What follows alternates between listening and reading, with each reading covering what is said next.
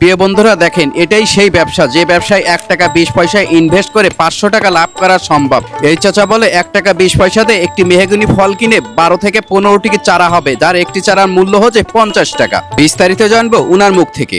কাকা আসসালামু আলাইকুম। ওয়ালাইকুম আসসালাম। এই যে আপনি যে ফলটা ভাঙতেছেন, এটা কিসের ফল? এটা মেহগনির ফল। মেহগনির ফল।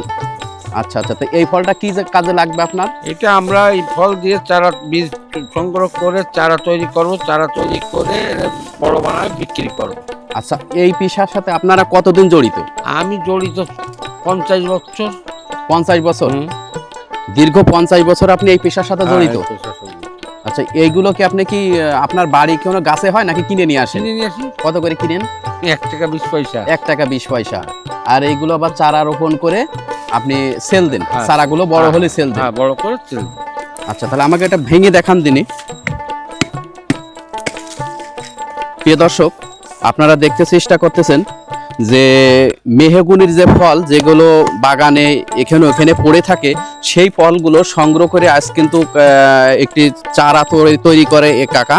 চারা তৈরি করে সেগুলো আবার বিক্রি করে, এবং এই কাঠগুলো এগুলো কি ফেলে দিতে হয় নাকি? এগুলো জ্বালানি হয়। দেখেন, এগুলো কিন্তু কোনো কিছু আর বাদ যায় না, এগুলো কিন্তু জ্বালানি হিসেবে ব্যবহার করা হয় শুকিয়ে, যেটা জ্বালানের চাহিদা পূরণ করে। প্রিয় দর্শক, এই ধরনের ভিডিওগুলো যদি ভালো লাগে লাইক, কমেন্ট এবং শেয়ার করে দেবেন।